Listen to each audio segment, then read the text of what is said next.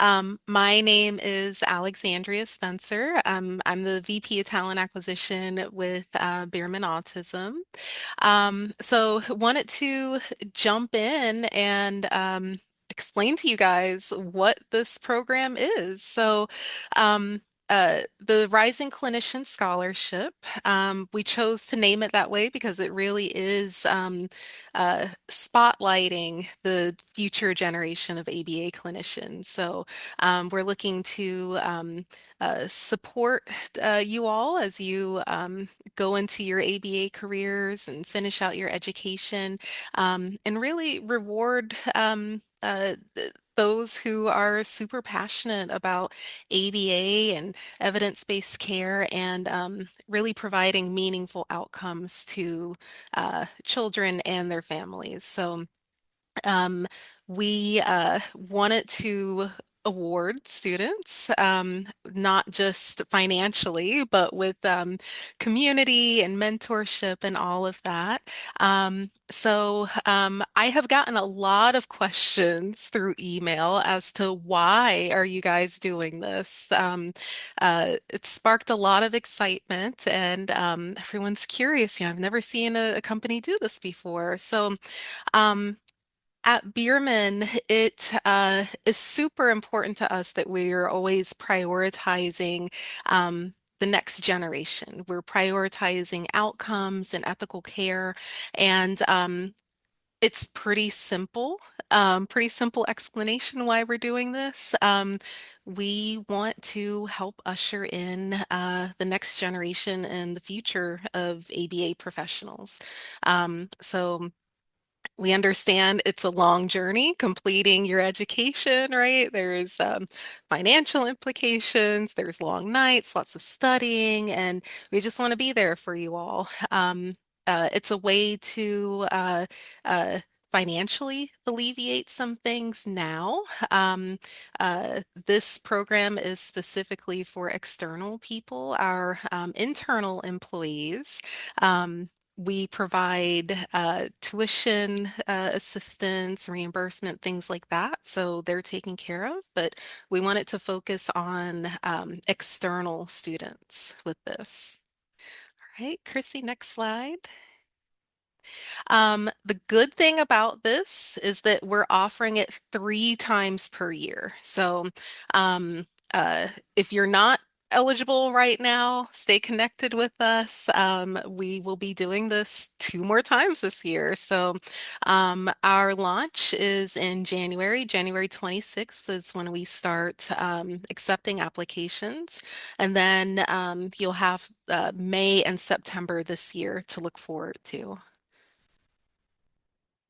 All right, so as far as qualifications for this specific round for January, we are looking for students that are currently enrolled in either a ABA master's degree program or certificate program.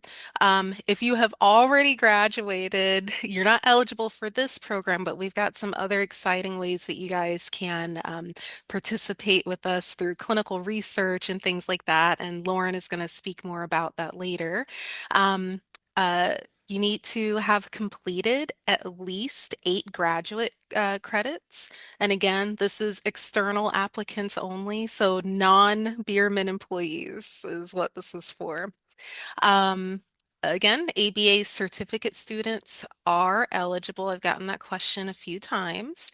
It's open to students in all 50 states. Um, we are looking for you to submit an original essay, so please stay away from AI and ChatGPT and all of that. We would like original responses here. Right, next slide. Okay, we are going to be awarding multiple winners with each round of our scholarship. For this particular round, we will have 3 winners that will receive $2,000 each. The amounts will vary depending on the scholarship round. So later this year could be 3,000 or 2,500. For this particular one, we're at 2,000. You will also receive mentorship touch points with our Bierman clinical leaders, including some one-on-one time with Chrissy Borowski. She's our chief clinical officer here. We realize just how important it is to have that community and have a space where you can ask questions about, career advice or things like that. A lot of you are in programs where it's all remote, it's all online. And so we want to make sure that you all have a community and a place where you can feel connected.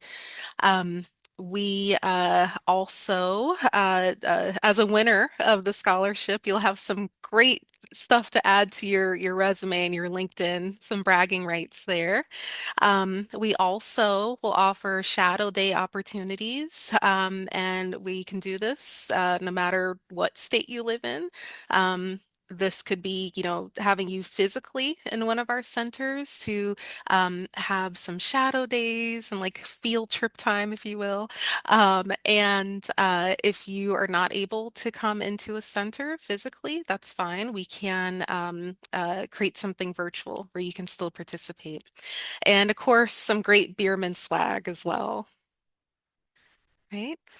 So we got some important dates coming up here. We have applications opening on January 26th. Applications will close on February 27th, so you have about a solid month to go ahead and get your submissions in. And then we plan on announcing the winners on March 30th. All right. So, as far as submitting, we're going to jump into a little bit more about exactly what you're submitting here in just a little bit. But on January 26th, when they open, you'll be able to download the full writing prompt from our scholarship website. And I had it highlighted there because I don't know if you'll be able to to click on that and share it. Um,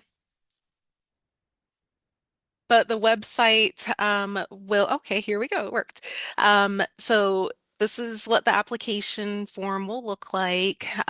You'll put in your contact information and everything.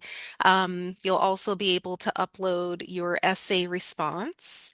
Um, and also your transcripts to confirm your enrollment in a master's program so that we can see that you've completed 8 credits. Um, uh, this first round of scholarship, we are asking you to write an essay in response to a prompt that we have, and we're going to go over that here in just a little bit. Right, next slide. All right, I'm going to go ahead and hand it over to Lauren. She is our VP of Clinical Research and Innovation Lab. She's going to talk to you about some other ways that you guys can participate with us. Hi. Hi, everyone. Nice to meet you. My name is Lauren. Like Alexandria said, I am the vice president of our clinical research lab, which is known as PEBBL. I am a BCBA-D, got my PhD in behavior analysis.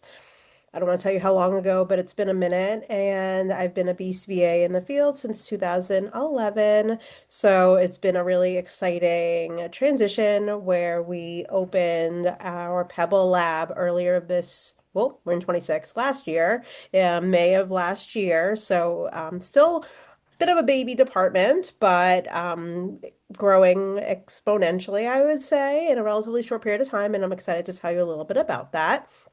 So, as I mentioned, our research department is known and called internally our PEBBL lab. So PEBBL is an acronym that stands for Progress Through Evidence-Based Behavior Lab. And what this means is that we've created a department where we have highlighted the importance of doing research within clinical practice. So when we created this research department, we wanted it to be immediately relevant to our stakeholders, meaning our clients are the children with autism spectrum disorders that come to our centers for ABA speech and occupational therapies, their caregivers, our funders, our staff members. We envisioned the department to create an avenue that would allow our current clinicians to learn more about experimental design and build their confidence and interest in conducting, replicating, and disseminating research outcomes, not only to assist with the strengthening the clinical outcomes for all of our clients across centers and regions, but also for the field of ABA at large. Generally speaking, I would say that the goal of our lab is to take the research out of a traditional lab environment and putting it into real life. What is happening in real life sessions day to day, and then what's meaningful for clinicians in their day-to-day practice. If you could advance the slide.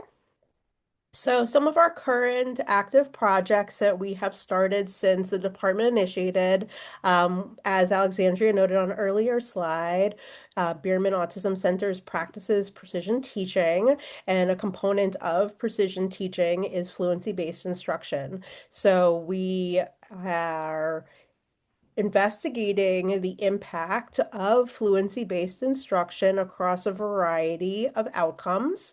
One of those being whether integrating fluency-based instruction can assist with strengthening and expediting the knowledge and accuracy of the implementation of behavior support plans by our behavior technicians by practicing the behavior support plan information through fluencies.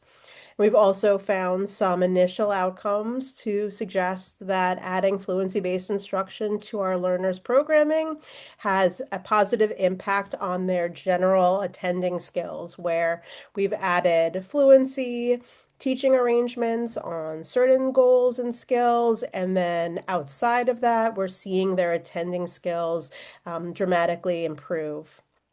We've also been focusing on client outcomes, as I mentioned, as an initial area of focus for us, where we've had clinicians doing extremely valuable work and trying to replicate some of those outcomes so we can then in turn feed those outcomes back into our clinical model and be able to replicate and disseminate that again within the organization. So we've had some real success with having an assent withdrawal approach to feeding and expanding learners' consumption of novel foods and tolerating mealtime behaviors.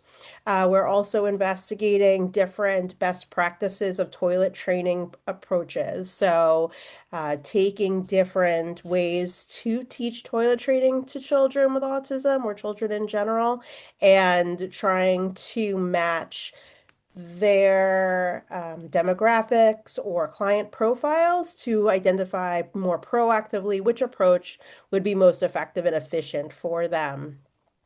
And finally, an area of interest that we've been looking at has been adding the use of mirrors to gross motor instruction teaching arrangements to help support the development of a generalized gross motor repertoire.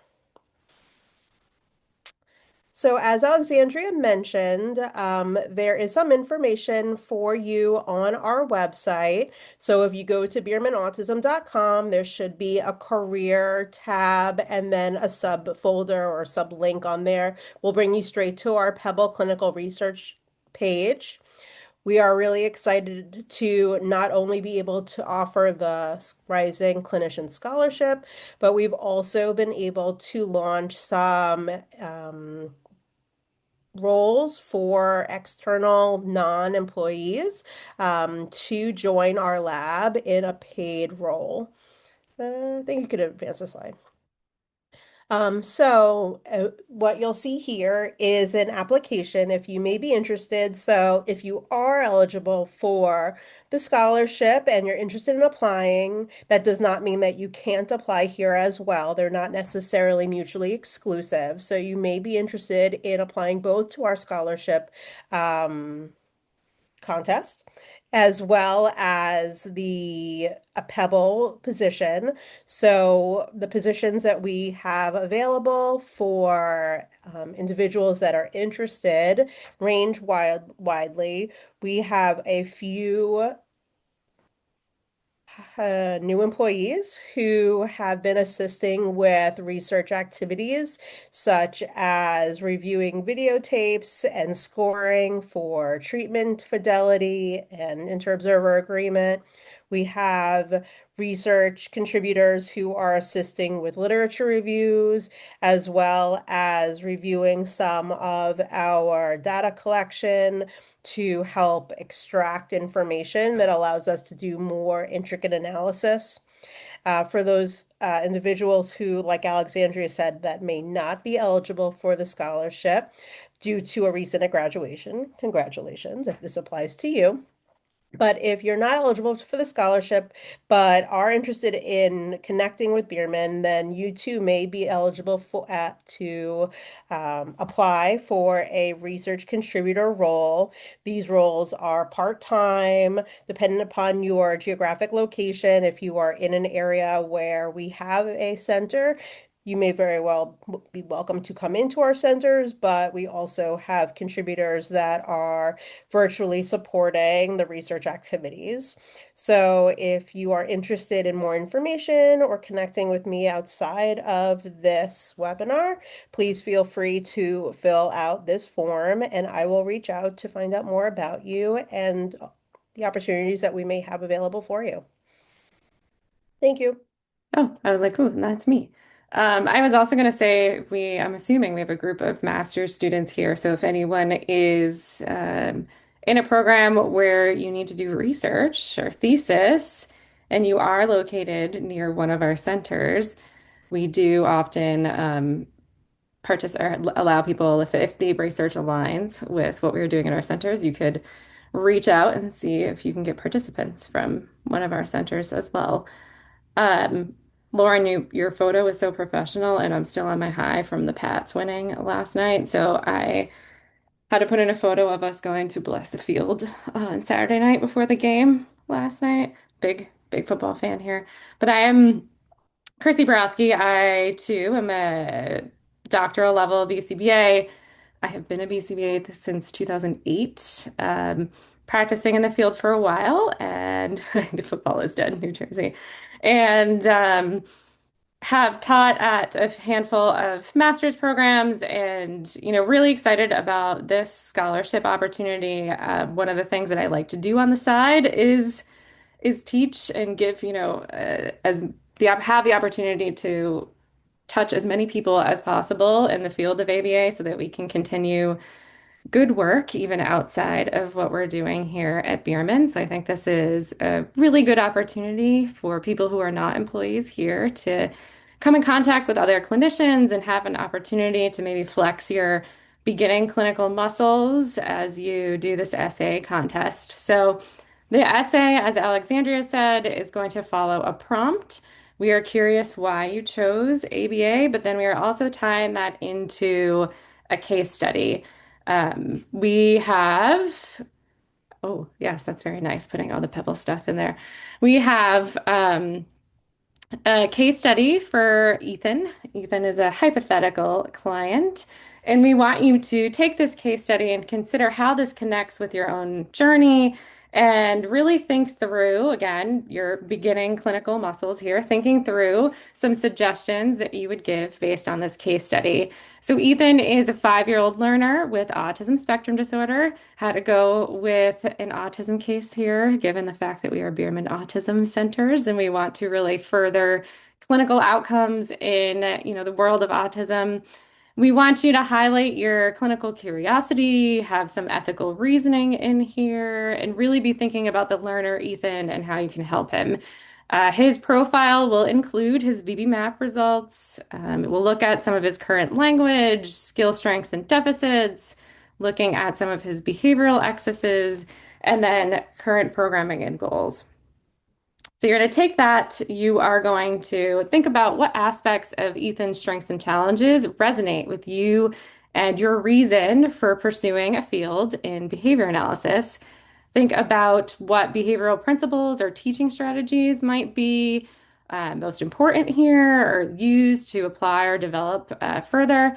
And then how does supporting learners like Ethan align with your vision for your future as a clinician? So assuming everyone is going to become a BCBA, but maybe you've been an RBT before that and you've had experience, and that's the reason why you're joining the field. And the suggested length is about 1,000 to 1,500 words. It wouldn't stress yourself out and do like a 20-page essay on this. So be concise. You can submit it as a PDF or a document, and then we score them all blind. So when we are scoring, we will remove your name and identifying information from it and give it to a panel of judges that will read them all and score them on the following criteria. We're looking for personal motivation and connection to ABA, making sure that you have a good footing and an ABA in ethics. So we want, accuracy in identifying core behavior analytic principles such as reinforcement, functions of behavior, and then acknowledging evidence-based practice. And then how well you tie it into the case study. So, are you able to apply the concepts of ABA, tie both your personal journey into the case study? We'll go through, we'll score them all, and then whoever the judges are who will be seasoned behavior analysts themselves, will take those scores, give them back to probably one of us who had de-identified them, and then we'll reach out for the winner. And then we will give feedback. We can give scores and reviewer feedback to people who did submit their essays and didn't win, because I think feedback in this field is really important, and you never want to submit something and never hear back from anyone. And when you are thinking about the essay and submitting it, I thought it would be helpful for us to just give you a little bit more information about Bierman. And I think that this ties all into why we're doing this essay contest and, maybe thinking of your audience a little bit as you're writing. We are, as Alexandria said, following a teaching hospital model, and that is why offering opportunities like this outside of our current employees is important. The field needs to continue to grow, to meet the needs and the demand that the field has, but also we need to make sure that there's continued learning opportunities for everyone who's involved. Here, we believe in really hands-on mentorship. We have lots and lots of opportunities to blend research, as Lauren was saying, with, hands-on clinical work.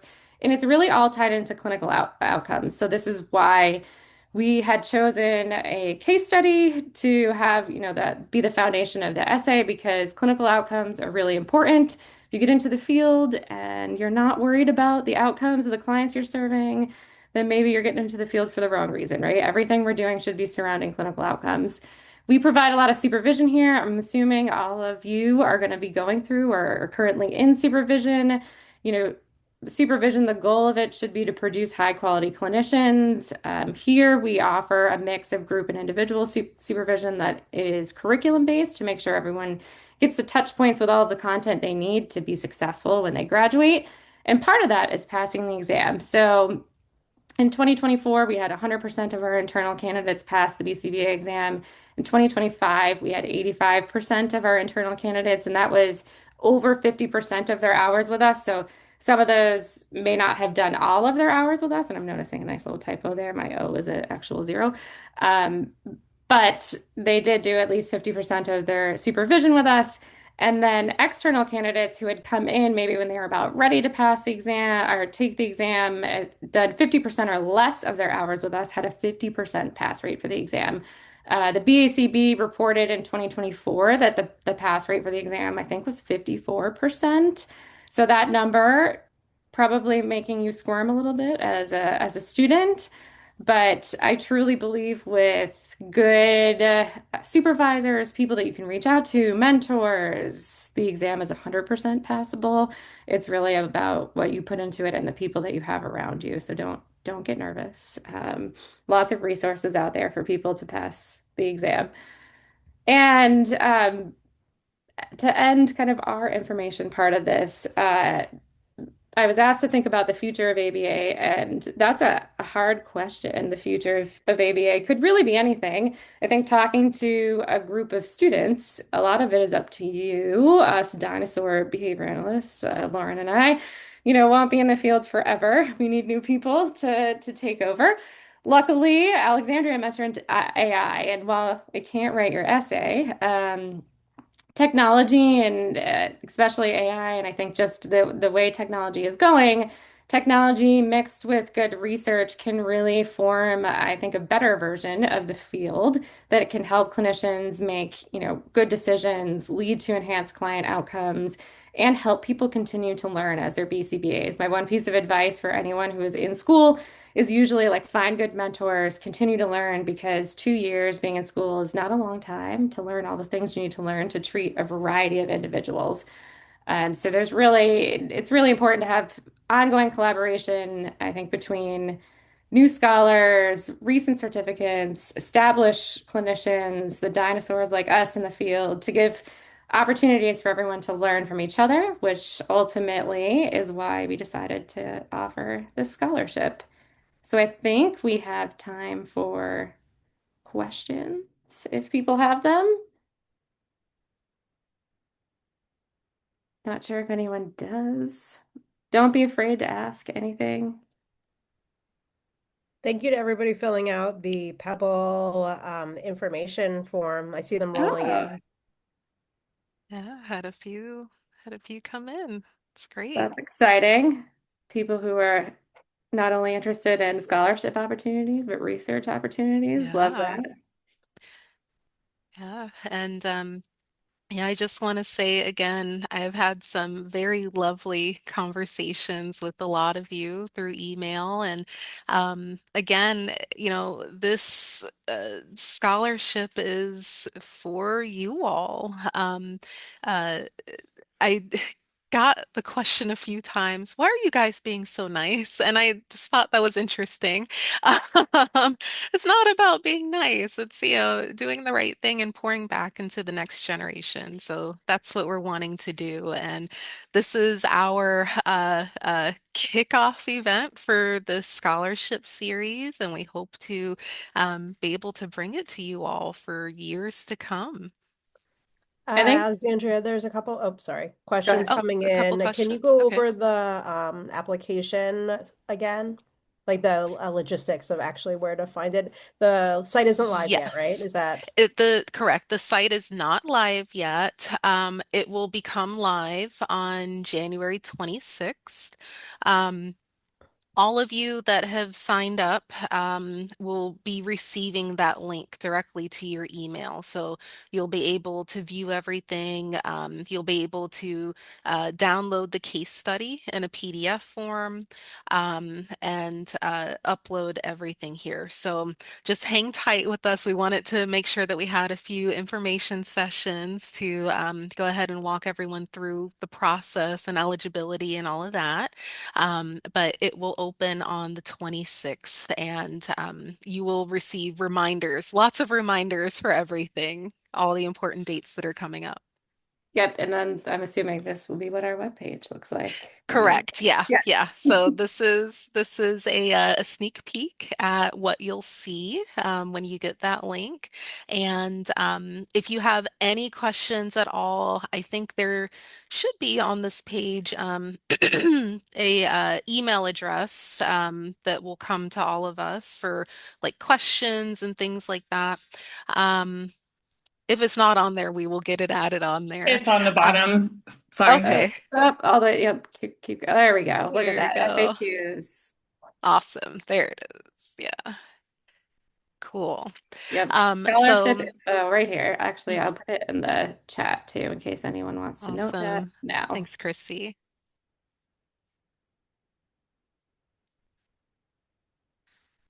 Cool. What other questions do we have? Because for some reason, I can't see the questions. But There were no more. was that it? Okay. Yeah. Cool. Yeah, we're super excited. So stay focused on your emails for more updates. Oh, looks like we got one We other did. It question. was a great question. Could participating in research count as hours? So we do have a limited number of spots available for research participants who can use that as supervision. Part of it depends on where you're located because there are throughout the states requirements are different for licensure and supervision, and we want to make sure that we have a supervisor where your hours will count towards licensure. But if you are looking to do research as part of your supervision hours, definitely submit to Lauren and she'll reach out and we'll see if that could work.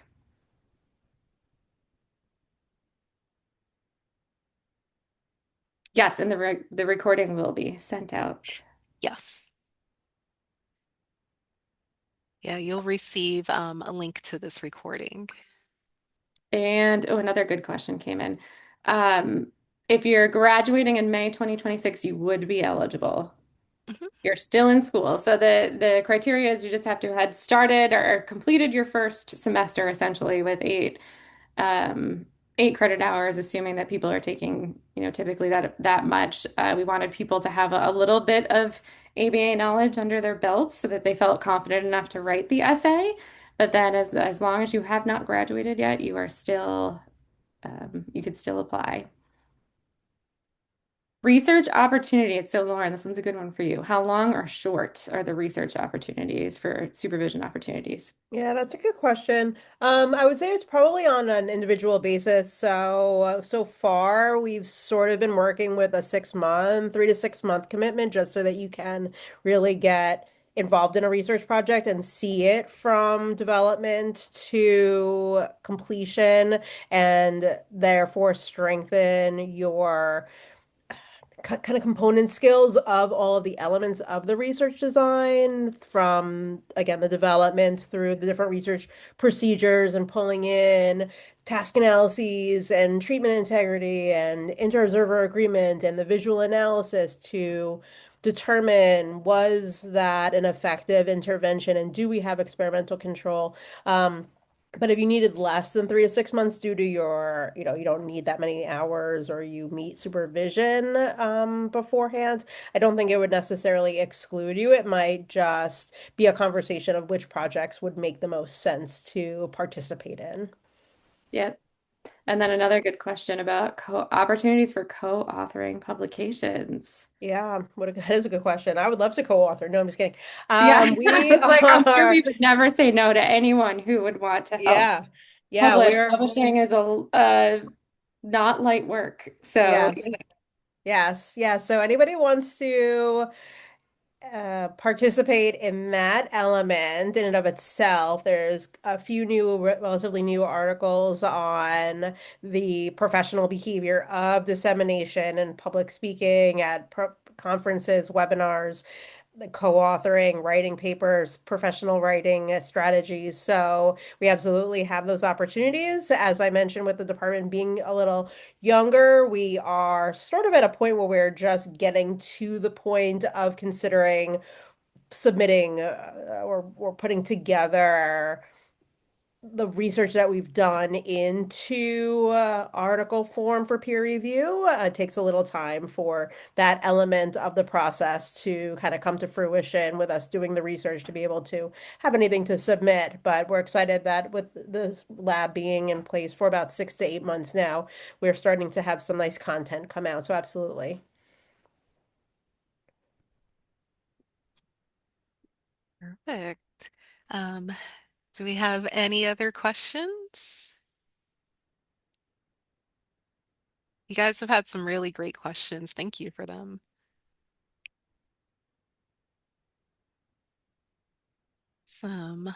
Well, I think we are out of questions right now, but like I mentioned before, please keep your eyes on your email. A lot of important information will be sent out along with this recording, all the important date reminders and everything. For those of you who have signed up as interested in PEBBL, Lauren will be following up with you there. And if you have any questions at all, please don't hesitate to reach out to us. And Chrissy, you put that scholarship email address in here, yeah. So you can reach out to us with any additional questions that you may have with the scholarships at scholarshipinfo@biermanautism.com email address.